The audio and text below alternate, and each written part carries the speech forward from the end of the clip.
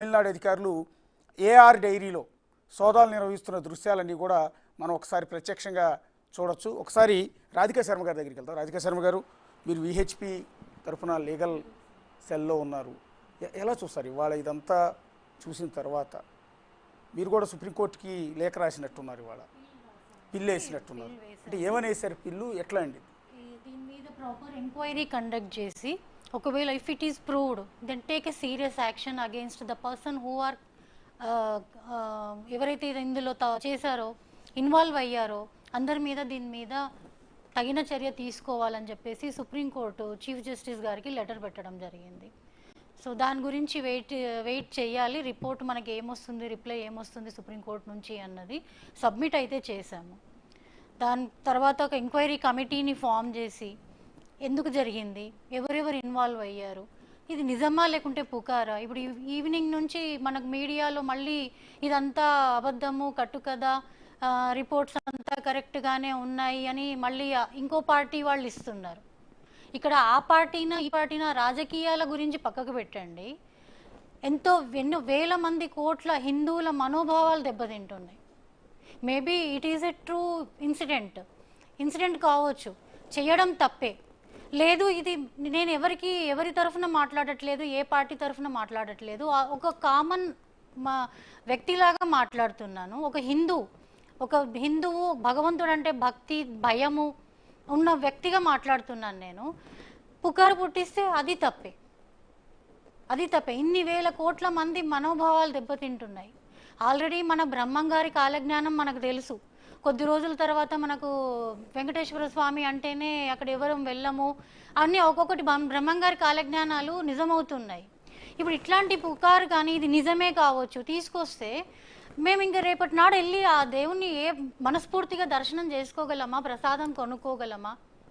ఒక common man గురించి ఆలోచించండి. అతను ఎంత భక్తితోని వెళ్తాడు. ఇటువంటి ఇన్సిడెంట్స్ జరిగితే ఏం చేయాలి ఇంకా? సో దీని మీద ఇది చిన్న విషయం కాదు, అది సెంట్రల్ ల్యాబ్ లోకల్ అయినా టీటీడీ ఎక్స్ బోర్డు మెంబరు.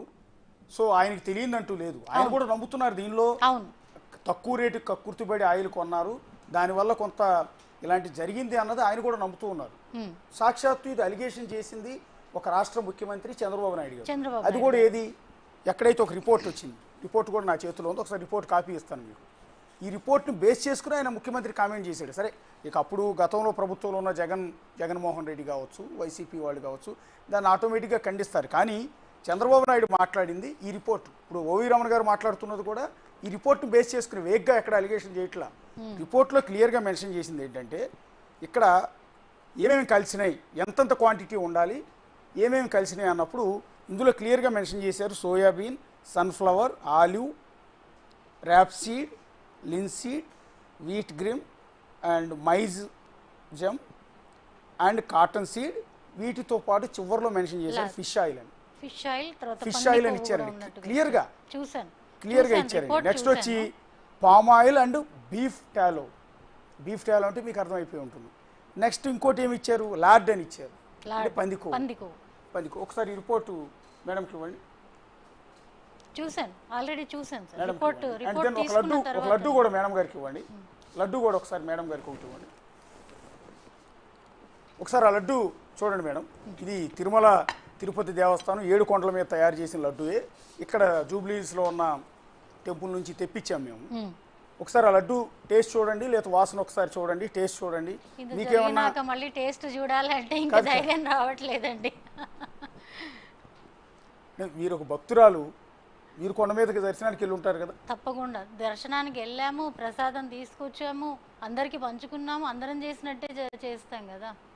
కానీ వాళ్ళు అదే ప్రసాదం ముట్టుకోవాలంటే ఇవాళ ఆలోచిస్తున్నాం.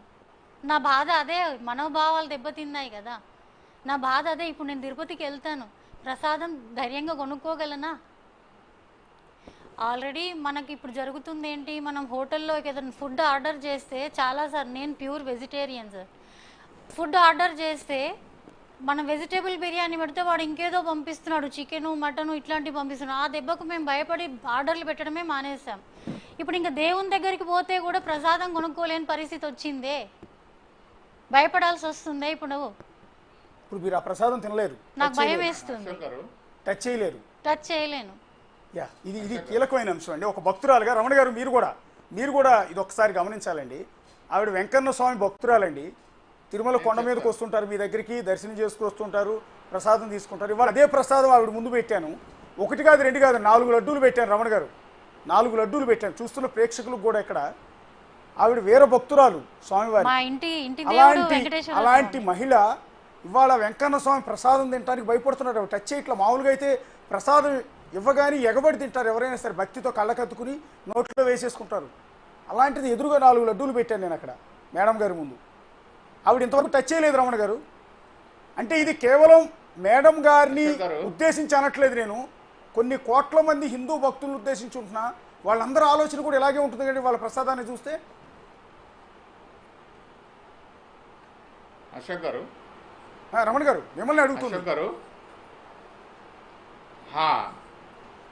మేడం గారు చెప్పింది ఈవేళ ప్రసాదము తన ముందర పెడితే తినడానికి ధైర్యం సరిపోవట్లేదు, ఎందుకంటే ఇందులో రకరకాలు కలిపారు. ఆ జంతువుల పేర్లు నేను మళ్ళీ డిబేట్లో చెప్పడం నాకు అంత సభ్యత కనిపించట్లేదు. రకరకాల జంతువుల్లో కొవ్వు కలిసింది కాబట్టి నేను తినట్లేదు అని మేడం గారు ఇవాళ తనకు తెలిసింది కాబట్టి చెప్తున్నారు. గత 4 సంవత్సరాల్లో కొన్ని వేల మంది భక్తులు తిరుమలలో లడ్డు నాణ్యత బాగాలేదు, లడ్డు చెడిపోతుంది, లడ్డు సువాసన లేదు, లడ్డు పగిలిపోతుందని చెప్పితే గత 4 సంవత్సరాల నుంచి, ఇవాళ కాదు 4 సంవత్సరాల నుంచి మాట్లాడితే ప్రభుత్వం కానీ, అప్పుడున్న ప్రభుత్వం కానీ, అప్పుడు అధికారులు కానీ, ఈ మేడం లాంటి పెద్దవాళ్ళు కానీ ఎవరన్నా కానీ ఒకరన్నా స్పందించారా? ఎందుకు లడ్డు నాణ్యత తగ్గిపోయింది, ఎందుకు లడ్డు నాణ్యత గురించి ఈ విధంగా మాట్లాడుతున్నారు? భక్తులు మాట్లాడింది, సాక్షాత్తు ఎవరు పార్టీ రాజకీయ పార్టీల వాళ్ళు మాట్లాడింది కాదు, సాక్షాత్తు భక్తులు మాట్లాడింది. 4 సంవత్సరాల నుంచి మాట్లాడితే ఎందుకు మనకు మాట్లాడటం లేదు? ఇవాళ తనకు తెలిసి తన దాకా వచ్చింది కాబట్టి ఇందులో ఏమో ఉన్నాయని చెప్పి